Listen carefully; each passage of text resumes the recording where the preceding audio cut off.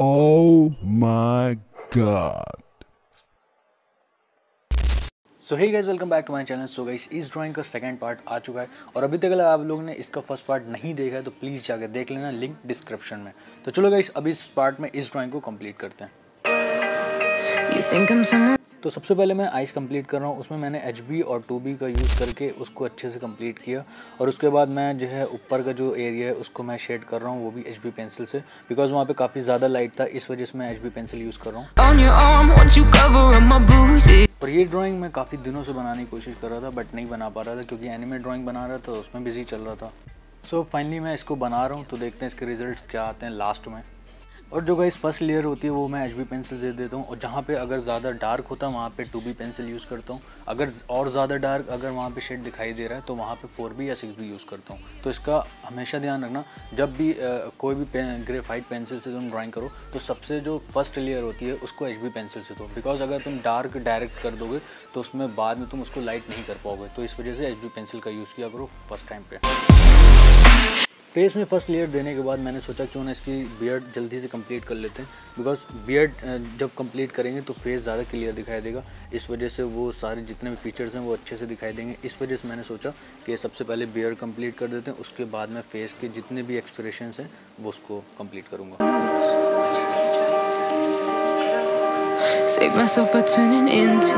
और जो स्ट्रोक्स मैंने लाइट पेंसिल से लगाए थे स्टार्टिंग में, उसी स्ट्रोक के ऊपर मैं डार्क पेंसिल यूज़ कर रहा हूँ।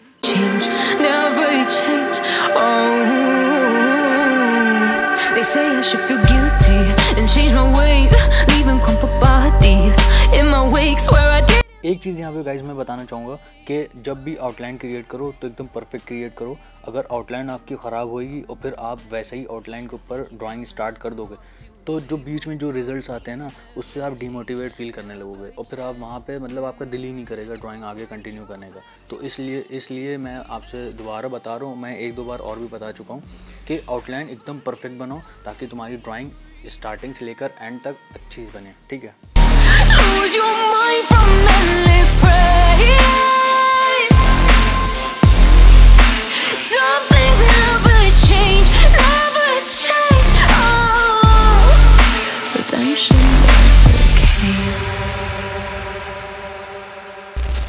अब जो मैंने फर्स्ट लेयर दी थी उसके ऊपर मैं मेकअप ब्रश का यूज़ कर रहा हूँ उसको ब्लेंड करने के लिए।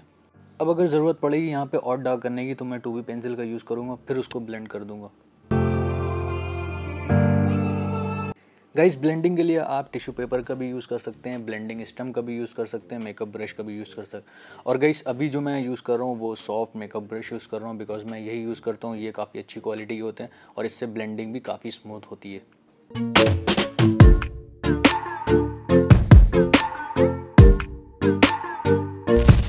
अब मैं 2B पेंसिल का यूज़ कर रहा हूँ क्योंकि यहाँ पे मुझे थोड़ा सा डार्क चाहिए, इस वजह से मैं 2B पेंसिल का यूज़ कर रहा हूँ।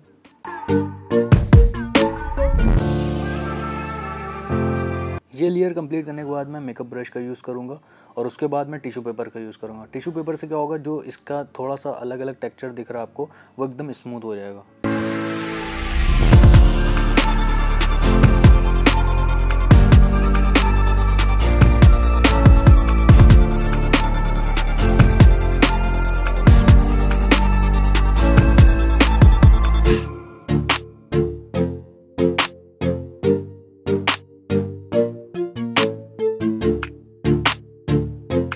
ड्राइंग करते समय अपनी पेंसिल को हमेशा शार्प रखा करो, जैसा कि मैं करता हूँ। जब आप पेंसिल को शार्प रखोगे तो आपकी शेडिंग भी अच्छी होगी।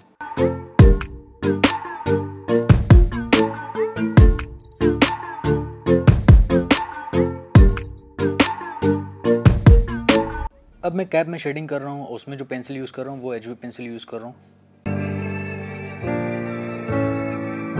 गाइस, आप कमेंट करके बताना कि आपको पेंसिल ड्राइंग अच्छी लगती है या फिर कलर ड्राइंग अच्छी लगती है, और कौन कौन RCB को सपोर्ट करता है कमेंट बॉक्स में ज़रूर बताना। और जो लोग RCB के फ़ैन हो और विराट कोहली के फ़ैन हो, प्लीज़ गाइस मैं आप लोग से सबसे रिक्वेस्ट कर रहा हूँ कि कोई भी पिक ले लेना विराट कोहली की और उसको अच्छे से ड्रॉ करना और अपने सोशल मीडिया हैंडल पे उसको अपलोड करना।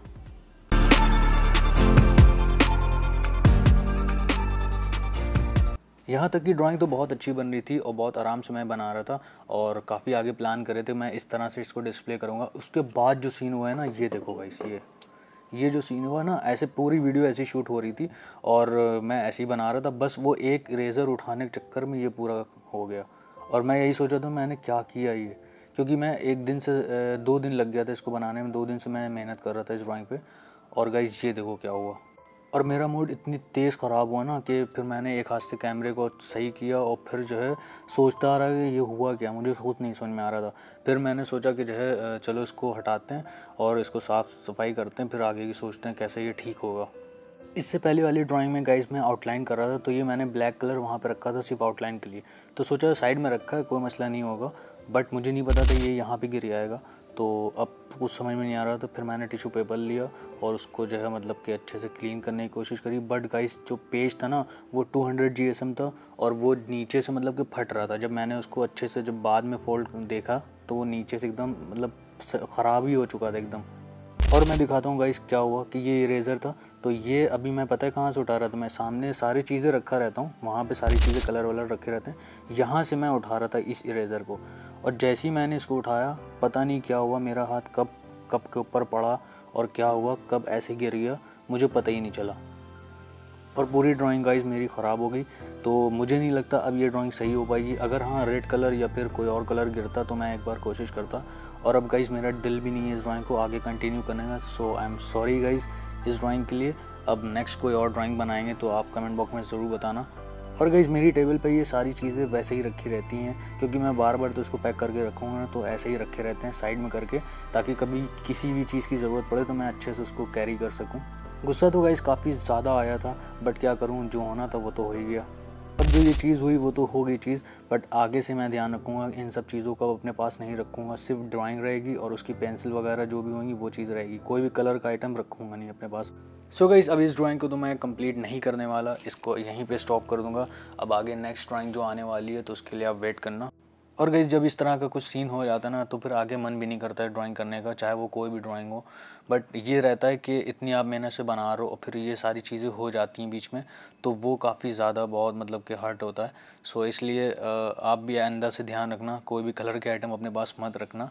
तो चलो गाइस अब इस वीडियो को यहीं एंड करते हैं, मिलते हैं गाइस नेक्स्ट वीडियो में। Thank you so much watching this video, तब तक के लिए बाय बाय।